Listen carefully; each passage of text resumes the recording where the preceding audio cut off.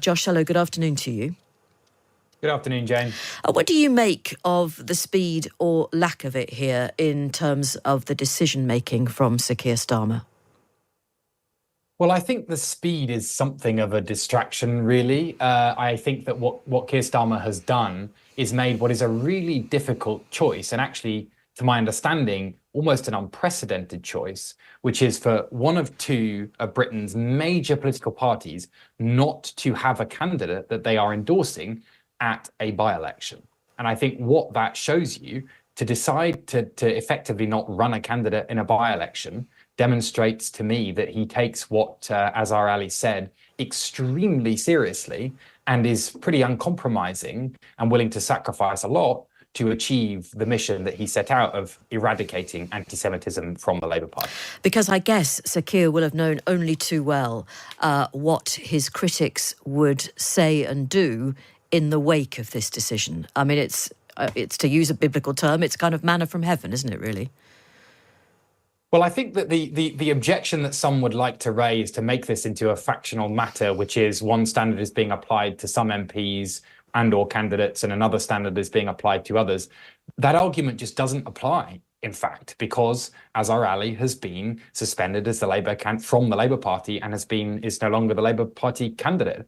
So actually what Keir Starmer has done is demonstrate that the Labour Party's effort to change itself, to eradicate anti-Semitism from its ranks from top to bottom, is uncompromising and will be applied with an even hand and in a somewhat ruthless fashion. But if the party really has changed, how on earth did this man get to be the candidate here? Well, I think there's actually a big conversation. I say this as someone who comes from Prestwich, just across the way in Rochdale, and who used to work for the Labour Party under Jeremy Corbyn and saw what anti-Semitism on the left of British politics looks like up close and personal.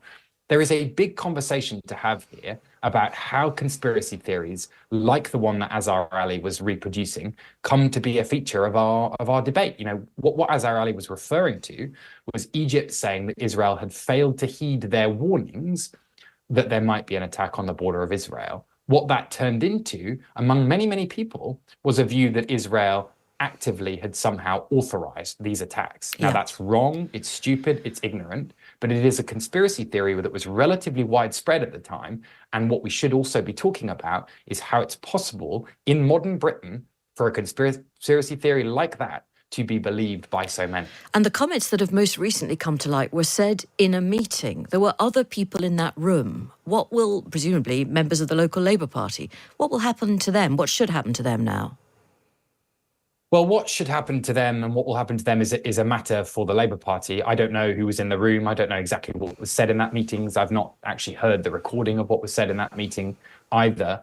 But it's pretty clear to me that anyone who hears a conspiracy theory like that, or who hears these tropes about the Jewish media conspiracy, it was extraordinary.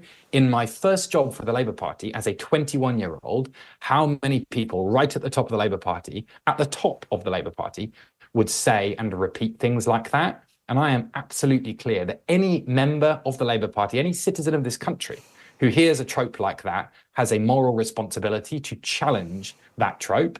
And if people didn't do that, then they really should be doing it. Well, you got out of Jeremy Corbyn's Labour, didn't you? Because it was, simply too difficult to be in that place? Well, when I took that job as a junior policy advisor, I didn't think that being Jewish was relevant to taking that job. I thought what I was going to be paid to do was to offer my policy research and views on a whole range of economic policy questions. As it turned out, the fact that I was Jewish became the most important thing that some of the people around Jeremy Corbyn saw and felt about me. And actually, I learned a huge amount about what anti-Semitism looks like in this country in this day and age. And, it took me a long time to rebuild the trust with the Labour Party. And Keir Starmer, time and time again, has done what I believe to be the right thing to rebuild that trust and actually re-establish a kind of moral credibility, not just with the Jewish community, but also with the British public at large.